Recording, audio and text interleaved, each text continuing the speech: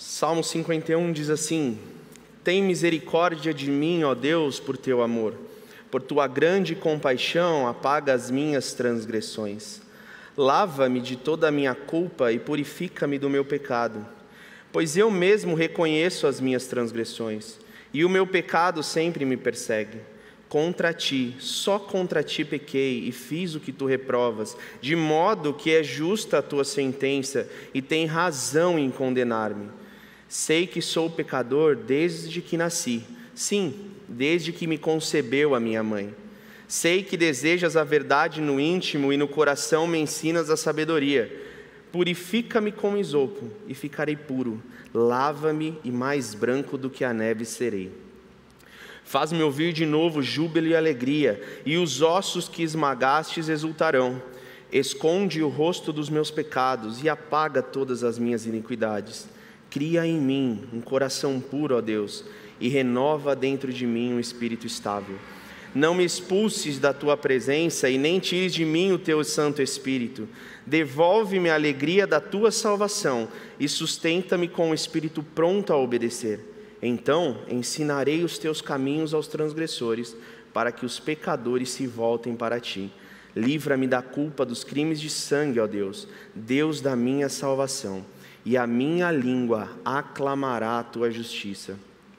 Ó Senhor, dá palavra aos meus lábios, e a minha boca anunciará o teu louvor.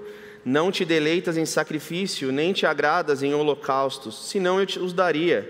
Os sacrifícios que agradam a Deus são espírito quebrantado. Um coração quebrantado e contrito, ó Deus, não desprezarás. Por tua boa vontade, faz Sião prosperar. Ergue os muros de Jerusalém. Então te agradarás dos sacrifícios sinceros, das ofertas queimadas e dos holocaustos, e novilhos serão oferecidos sobre o teu altar. Esta é a palavra de Deus. Baixe sua cabeça, vamos orar novamente. Pai, muito obrigado, Senhor. Obrigado por esse tempo, obrigado porque o Senhor nos trouxe até aqui para louvar, para adorar ao seu nome. E agora, Senhor, para entender um pouco mais da tua palavra. Senhor, que o seu Espírito Santo possa tocar os nossos corações nessa noite. E que as minhas limitações, sejam elas de fala ou conhecimento, não afetem o mover do teu Espírito na vida dos meus irmãos. Que a tua boa mão esteja conosco, Pai. E que o seu amor, a sua graça e a sua misericórdia sejam derramadas aqui nessa noite. É o que eu te peço, em nome de Jesus. Amém. Meus irmãos, quantos aqui já experimentaram uma angústia tão grande e tão profunda que veio a partir de algum movimento pecaminoso, que veio sobre algum pecado que você cometeu? Quantos já choraram aos pés do Senhor, reconhecendo o quão profundo esse pecado tem adentrado em sua vida? Ou quantas vezes nós enfrentamos os nossos pecados de forma tão brutal, e quando vemos que não vamos conseguir vencê-lo, nós nos afundamos em um mar de melancolia, um mar de tristeza, um mar de solidão, onde a nossa única saída é nos ajoelhar aos pés de um Deus que é totalmente santo e que possui em si um amor inabalável. Quantos de nós já fizemos isso? Quantos de nós já pedimos perdão a esse Deus tão magnífico? É isso que está acontecendo nesse salmo que nós acabamos de ler. Como você sabe, nós estamos numa série de mensagens intitulada Academia Espiritual. E nessa série de mensagens já foram abordados diversos temas que vão desde jejum, oração, ou até mesmo no domingo passado, solidão e solitude. E hoje, o nosso sermão ele tem o tema de confissão e adoração. Só que antes da gente se debruçar sobre esse salmo lindíssimo, é importante entender um pouco o contexto do porquê Davi, sim, o grande rei Davi, aquele que é considerado o homem segundo o coração de Deus, escreveu. E antes que você chegue a uma conclusão ou comece a se perguntar, assim como eu, como é possível esse homem, que é considerado um homem segundo o coração de Deus, ter feito tamanha atrocidade, tamanho pecado, eu preciso deixar uma célebre frase de um grande teólogo chamado Luiz Saião. quando ele comenta sobre o que é ser um homem segundo o coração de Deus, ele diz assim: o homem segundo o coração de Deus não é aquele que nunca se suja, mas aquele que sempre se limpa. Ou seja, não é aquele que nunca peca, mas sim aquele que sempre se arrepende. E tendo isso em mente, eu gostaria de olhar com vocês um pouquinho essa história de Davi e Batseba, porque é a partir desta história que o rei Davi escreve o Salmo 51. Davi estava em um momento de muita melancolia, de uma profunda letargia. Ele estava confessando aos pés do Senhor o seu maior pecado. Estava colocando o seu coração de uma forma mais sincera, porque sim, ele havia cometido adultério com Batseba. E você vai ver essa história lá em 2 Samuel, nos capítulos 11 e 12. Aqui nós temos um Davi mostrando a sua natureza pecaminosa. Sim, o grande rei Davi, aquele que no livro anterior, em 1 Samuel, é considerado esse homem segundo o coração de Deus, ele quebra pelo menos 3 dos 10 mandamentos dados por Deus ao seu povo. Sendo o primeiro, não cobiçar a mulher do próximo. Assim como todo grande desfecho do pecado, onde em sua grande maioria o impacto é mortal, aqui não foi diferente. Davi inicia o seu processo, a sua jornada pecaminosa, quebrando o 10º mandamento. Ele cobiça Batseba. 2 Samuel 11, 2 vai dizer: uma tarde Davi levantou-se da cama e foi passear pelo terraço do palácio, e do terraço ele viu uma mulher muito bonita tomando banho. Mas não somente ele cobiça Batseba, mas ele adultera. Não adulterarás é o 2º mandamento quebrado. Ele tomou para si Batseba, ainda esta sendo a mulher do seu amigo Urias. E não só a tomou, como fez um filho com ela. Isso vai estar lá em 2 Samuel 11, 4, 5. E após adulterar, ele quebra mais um mandamento, que é: não matarás. Davi foi o responsável direto pela morte de Urias. Quando ele manda uma carta pela própria mão de Urias a Joabe, o seu comandante, pedindo que Joabe coloque Urias no fronte da batalha. E o texto ele é tão específico que diz: não é qualquer fronte, é no fronte mais agressivo, porque Davi queria que Urias morresse. E não somente Urias foi morto, mas o próprio filho que ele teve com Batseba também. Então o pecado de Davi mata 2 inocentes. A gente pode perceber que existe uma jornada pecaminosa de Davi com Batseba, que vai desde apenas um olhar, da cobiça, até o homicídio. E em seguida de toda essa história, Davi vai descobrir, por meio do profeta Natã, que o seu filho que ele teve com Batseba, sofreria as consequências do seu pecado e morreria. O que a história de Davi nos mostra e que expõe o nosso coração é que um pecado não tratado inevitavelmente se tornará um pecado escalável. Perceba que na história de Davi tudo começa com a cobiça, passa pelo adultério e termina em morte. A grande pergunta que fica para nós é: como nós estamos lidando com os nossos pecados? Estamos tentando esconder, achando que ninguém vai conseguir descobrir que somos suficientemente capazes de manter tudo em segredo. Afinal, quando nós conseguimos fazer algo e ninguém descobre, nós pensamos: bom, eu sou o rei da ocultação, então ninguém vai descobrir, ninguém vai saber os sites que eu entrei, ninguém vai saber como eu falei com a minha esposa ou com o meu esposo, como eu tratei os meus filhos, ninguém vai saber o quanto que eu não coloquei no meu imposto de renda. Afinal, quem vai saber isso?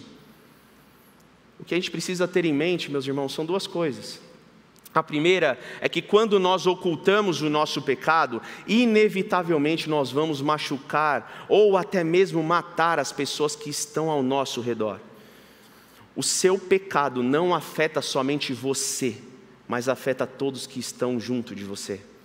E segundo, não há nada que fuja do conhecimento de Deus.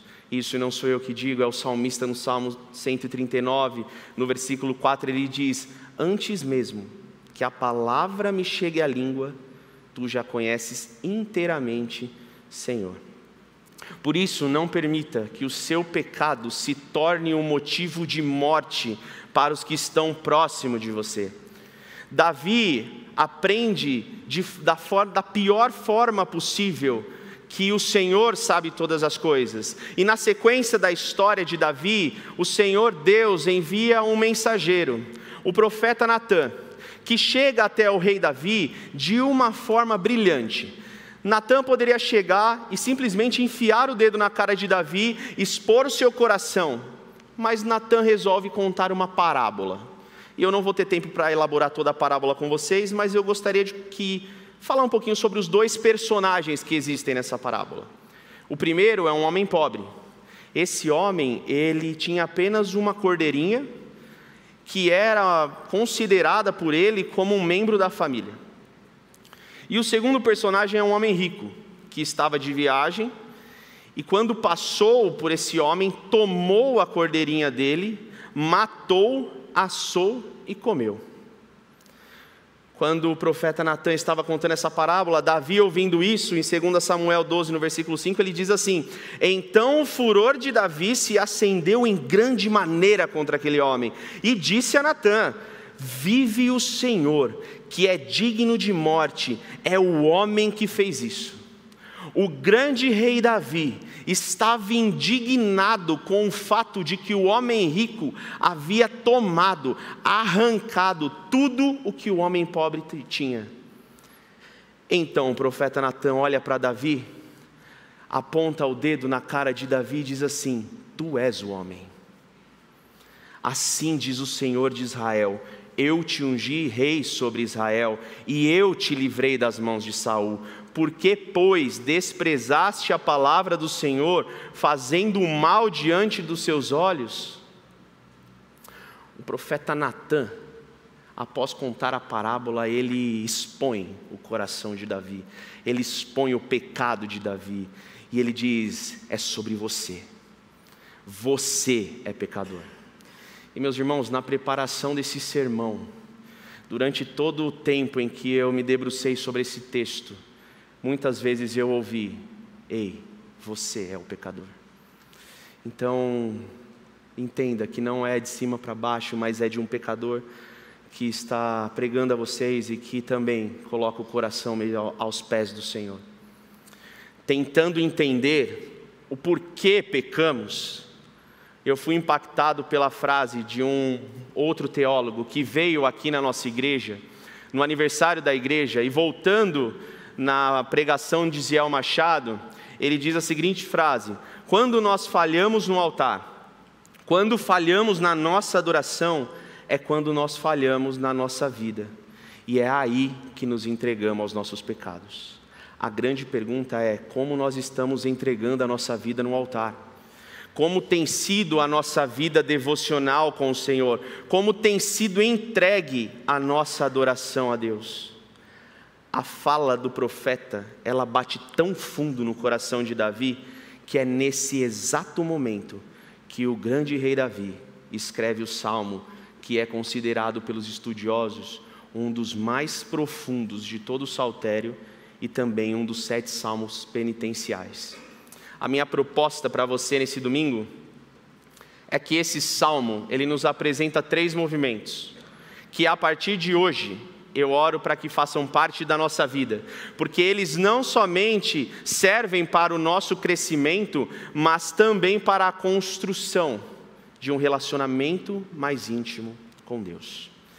Davi está arrependido do seu pecado, e por esse motivo ele inicia o que eu chamo de um processo de cura da alma. E todo o processo de cura da alma inicia com uma confissão. Depois de amargar o mais profundo abismo em sua alma devido ao seu pecado, Davi inicia o seu primeiro pedido a Deus. Olhe comigo no Salmo 51, no versículo 1, diz assim: tem misericórdia de mim, ó Deus, por teu amor, por tua grande compaixão, apaga as minhas transgressões.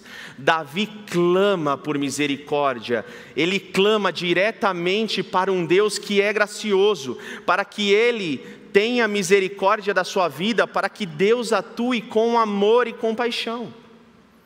Alan Harmon, um teólogo reformado escocês, diz em seu comentário sobre esse texto que a base para o clamor de Davi é o amor infalível de Deus. Davi estava em busca de um Deus amoroso para agir em seu favor e apagar as suas transgressões. Afinal, uma vez que Davi está ciente do seu pecado e da profundidade que este pecado tinha levado à sua alma, ele reconhece que necessita de compaixão, e não somente isso, ele suplica para que Deus apague de uma vez por todas o seu pecado. É interessante que esse verbo apagar no texto original, ele tem a ideia de enxugar, ou até mesmo de remover algo por completo.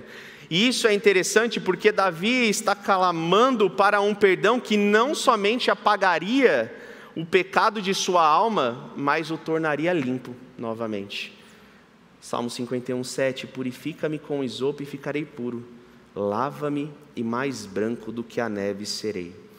Esse movimento de declarar um pecador limpo só poderia vir do próprio Deus. Se você caminhar comigo lá para o Novo Testamento, no Evangelho de Marcos 2, nos versículos de 5 a 11, você vai ver a história de Jesus dentro de uma casa, falando com o povo, e uma multidão cercando Jesus, e um paralítico tentando chegar até ele. Então os amigos descem ele pelo telhado, e quando Jesus o encontra, ele diz: os seus pecados estão perdoados. E aí os mestres da lei ficam em choque e começam a dizer: como isso é possível? Somente Deus pode perdoar pecados. E aí Jesus, além de perdoar os pecados, diz: então levanta e anda. Davi sabia, ele tinha certeza que para que seus pecados fossem apagados, somente Deus poderia fazer. No versículo 4, o rei Davi nos mostra porque ele é considerado um homem segundo o coração de Deus. E aqui a gente tem um ponto de grande aprendizado, porque, como eu disse lá em cima, ser um homem segundo o coração de Deus não é o fato de nunca pecarmos, porque isso vai acontecer, mas é o fato de se arrepender. E se arrepender é colocar o seu coração com sinceridade. Davi mostra isso quando ele diz: contra ti, somente contra ti pequei, e fiz o que tu reprovas, de modo, Senhor, que justa é a tua sentença, e tem razão de me condenar. Davi, ele não tenta esconder o seu pecado. Davi, ele não coloca a culpa em ninguém. Davi não inicia o seu processo de confissão dizendo: poxa Deus, mas também Batseba teve que tomar banho justo na hora que eu fui sair. Davi não, Davi ele coloca o seu coração com sinceridade diante de Deus e ele diz: foi contra ti que eu pequei. E essa é a grande diferença entre Davi e Adão, porque o segundo, na sua primeira oportunidade, ele joga a culpa para sua esposa. Davi não, Davi ele quer mostrar ao Senhor um arrependimento genuíno. O arrependimento genuíno é esse que nos traz a consciência de que erramos e não tem nada que justifique o nosso erro, não tem nada que justifique o nosso pecado, e que por isso nós estamos prontos para assumir o preço a ser pago. Ou seja, meus irmãos, estar arrependido genuinamente é confessar, não terceirizar. Quantas vezes nós colocamos no outro a culpa dos nossos pecados? Quantas vezes nós colocamos nas circunstâncias que estão ao nosso redor a culpa pelos nossos pecados? O Heitor, o meu filho, é uma das crianças mais bondosas que eu já conheci na vida. E há uns meses atrás, ao corrigir ele, eu e a minha esposa, sobre uma fala que ele teve, ele disse assim, ele só tem 4 anos: pai, espera, é que eu estava jogando um jogo, e aí no vídeo, e aí do cara do ônibus que caiu, aí eu peguei e falei. O Heitor, com apenas 4 anos, já começa a colocar os seus erros no próximo, em algo, nas circunstâncias. A minha pergunta é: quantos de vocês conseguem se ver no Heitor? Eu sim. Mas Davi não tem problema em dizer: contra ti somente pequei. Ele não somente coloca o seu pecado diante do Senhor, mas ele diz contra quem ele pecou. E esse contra quem é contra Deus. Ainda que os homens pudessem absorver Davi dizendo: calma, Davi, você é o grande rei Davi, você é um homem que venceu muitas batalhas, o seu reino ele é enorme, relaxa. Davi sabe que é culpado diante de Deus de adultério e de homicídio. E além de reconhecer que pecou contra o Senhor, ele reconhece que Deus sabe o que ele fez.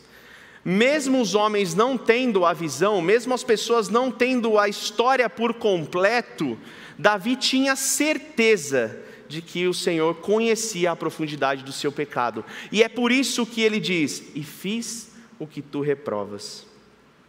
A minha avó dizia algo extremamente relevante, que tem conexão exata com isso. Ela dizia assim: filho, existem 3 verdades: a minha, a tua e a verdade. Essa daí ninguém vai saber. Davi chegou a uma conclusão um pouco diferente da minha avó quando ele entoa: fiz o que tu reprovas.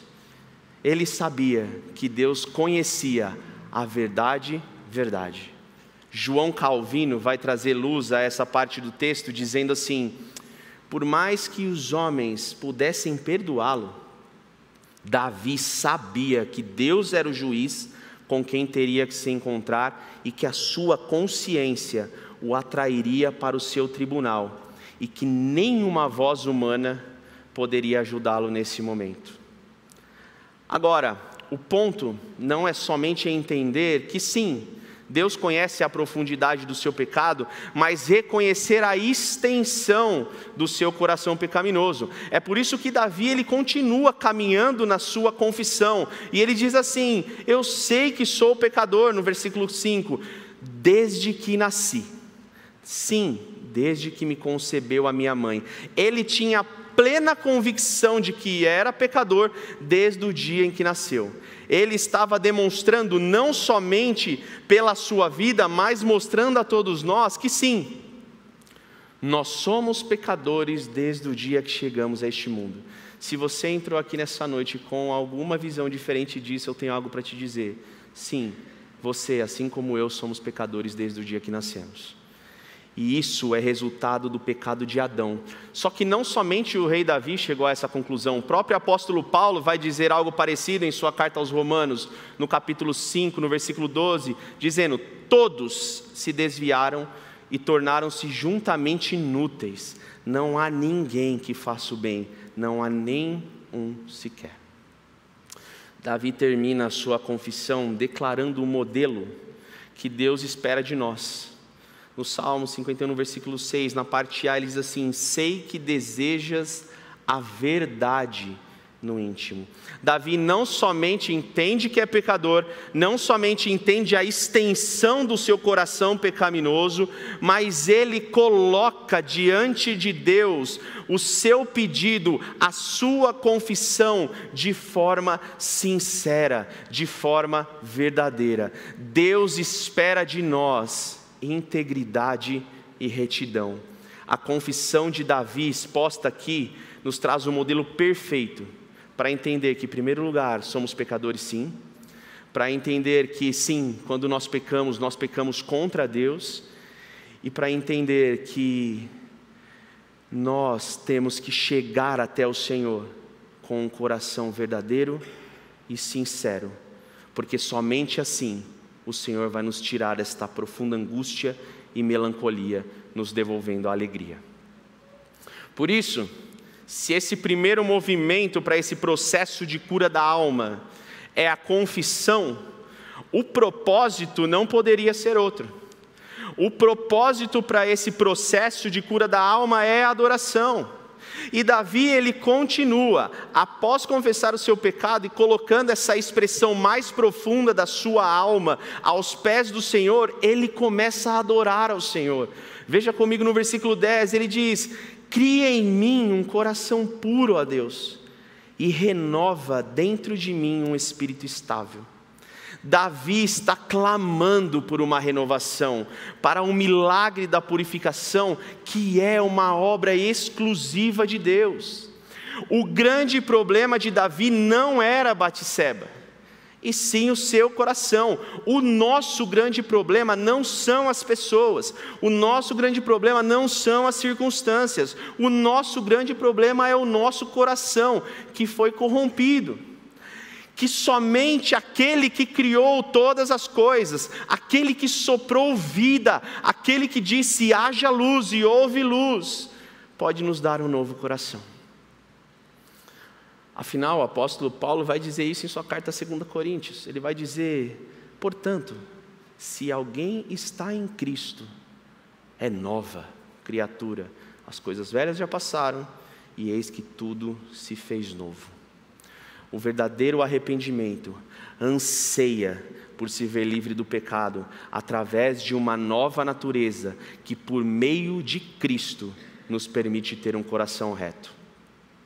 Davi não somente estava buscando um coração novo, mas também a renovação de um espírito, que em Deus, somente em Deus, possui estabilidade, porque por nós, por nossas forças, em nós mesmos, nós não conseguimos ter essa estabilidade. Nós acabamos de ceiar, nós acabamos de nos avaliar e confessar os nossos pecados ao Senhor, participar da mesa do Senhor, mas se nós não estivermos enraizados nesse Deus, enraizados em Cristo, ao sair pela porta, nós vamos pecar. E a recorrência do nosso pecado vai continuar.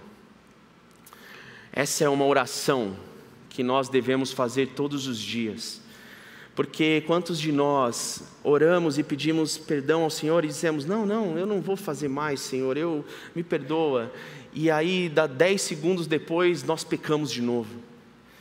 Aqui fala uma pessoa que tem grande problema com a recorrência. É por isso que nesse dia nós possamos nos agarrar, realmente enraizar a nossa vida, a nossa adoração no Senhor, para que a gente tenha esse espírito estável. Se não focarmos a nossa adoração neste Deus, se não entregarmos o nosso coração a Ele, bem-vindo ao pecado, assim que saímos por essas portas. Agora, Davi, ele também tinha um medo ecoando em seu coração. Por isso, ele faz o pedido acima. Esse medo aparece aqui no versículo 11, ele diz: não me expulses da tua presença, nem tires de mim o teu Espírito Santo. Não existe outro lugar que Davi gostaria de estar, se não fosse aos pés do Senhor e com o Espírito de Deus. Eu prometi para mim mesmo que não usaria a minha família nas minhas ilustrações. Mas a minha mãe, ela tinha uma frase muito boa para me colocar na linha. Quando eu cometia algum erro, ela dizia assim: filho, cuidado para que Deus não tire a mão dele de você, porque a hora que ele tirar a mão dele de você, o cajado vai descer.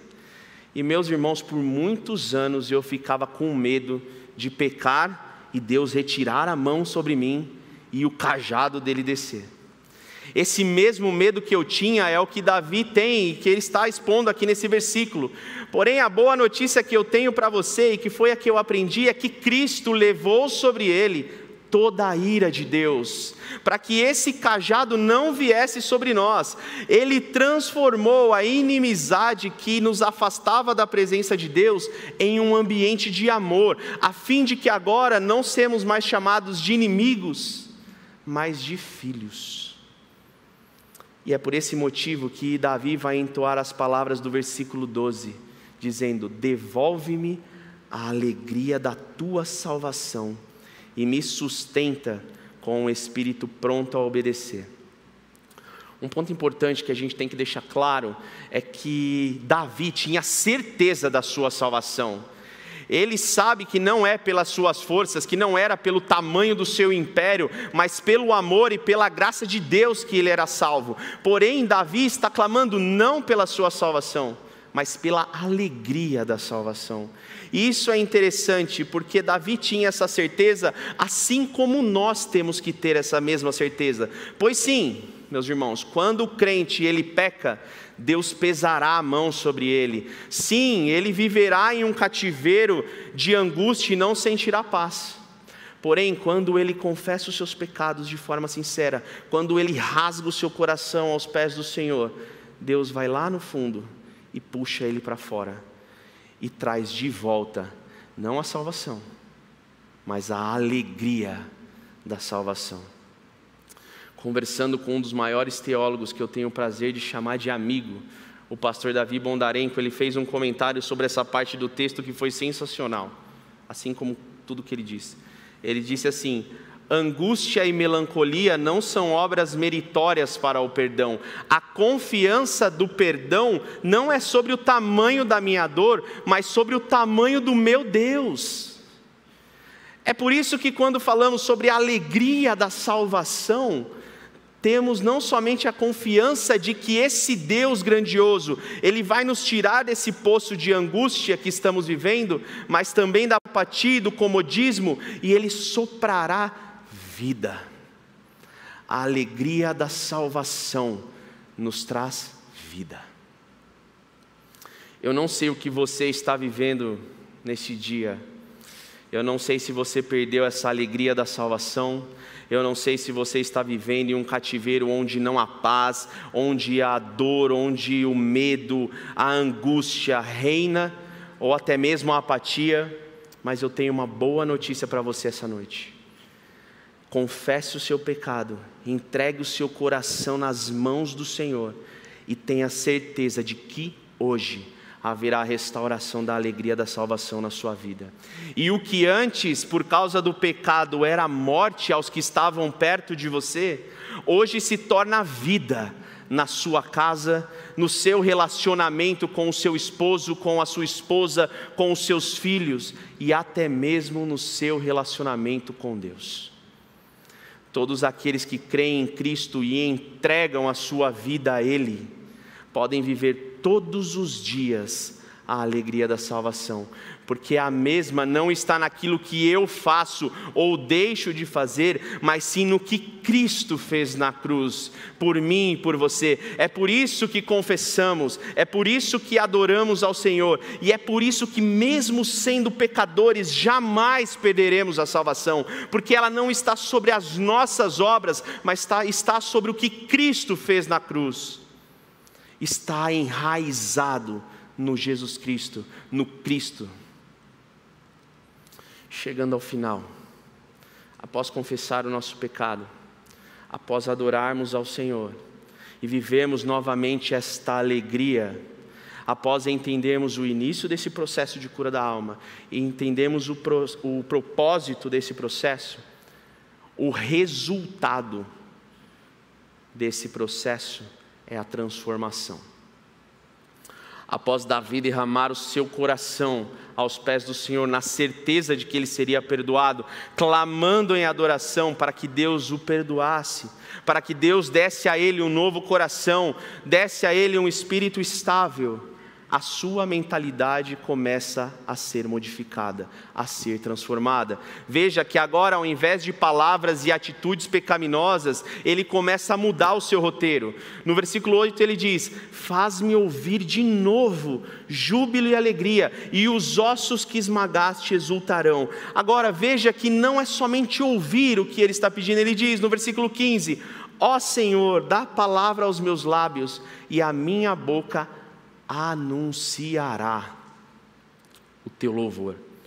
O que Davi está nos mostrando é que o final, o resultado deste processo é a comunicação das maravilhas de Deus, é ampliar o reino de Deus para o maior número de pessoas. Veja que ao ouvir, ele está disposto a anunciar, que por sua vez tem como foco no versículo 13, então ensinarei. Ouvir, anunciar e ensinar. O processo de perdão, ele não é um aconchego no seu coração, um aconchego na sua alma. Ele tem como principal objetivo te levar a testemunhar o que Deus tem feito na sua vida para os demais, a fim de que essas pessoas que ouvirem também encontrem esse Deus. Meus irmãos, essa é a nossa principal missão como discípulos de Cristo.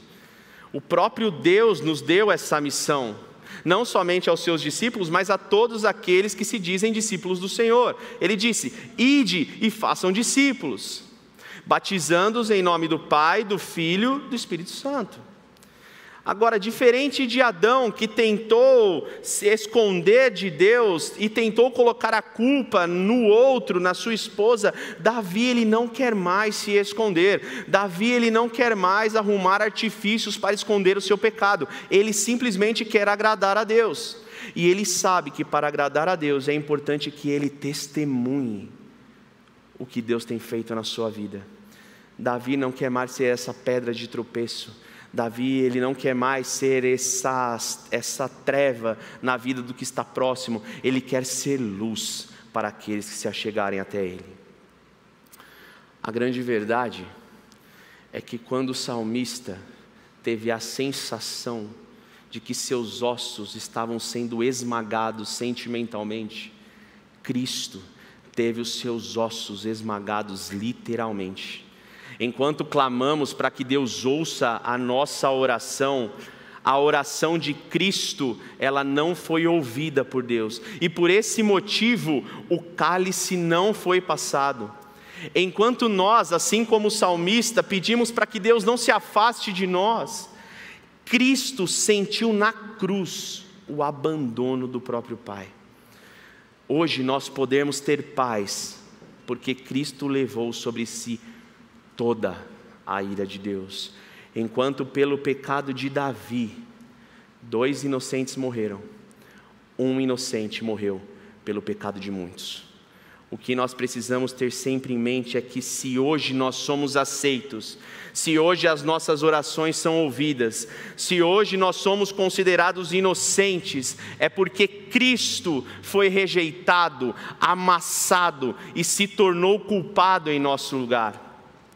Cristo entregou ao Pai a confissão de todos os nossos pecados, a adoração perfeita, que não foi feita somente com palavras, mas foi feita com sangue e vida, e a maior transformação já feita no mundo, a salvação, é anunciada hoje e por toda eternidade. É exatamente por isso, meus irmãos, que é somente em Cristo que temos o perdão, e é agarrados, é enraizados nesse Cristo que nós podemos ter de volta a alegria da salvação e também um espírito estável. Hoje eu vou terminar esse sermão de uma forma diferente do que vem acontecendo nos nossos últimos encontros. Eu não vou orar com vocês, porque na mesma medida em que vocês vão colocar o coração de vocês aos pés do Senhor, eu também preciso colocar o meu coração aos pés do Senhor. Por isso nós vamos cantar uma música, e essa música, ela resume muito bem todo esse sermão, tudo que eu falei até aqui. E nessa noite, meus irmãos, tanto você que está aqui quanto você que está em casa, não se preocupe com a letra da música, não se preocupe com a melodia, se preocupe em colocar o seu coração aos pés do Senhor, confessar o seu pecado, adorar ao Senhor da forma mais sincera e verdadeira possível, porque é somente quando fizerem isso, o Senhor os ajudará e tirará desse poço de melancolia. E mesmo se as palavras faltarem, mesmo se não houver condição de dizer, peça ao Espírito Santo que interceda por você e diga as palavras que você não consegue, porque é o Espírito Santo que levará a sua oração, a sua confissão, a sua adoração aos pés do Senhor. Por isso, hoje, confesse ao Senhor, rasgue o seu coração, adore ao Senhor e seja transformado tu e a tua casa em nome de Jesus. Fiquem em pé, vamos orar mais uma vez. Pai, muito obrigado, Senhor.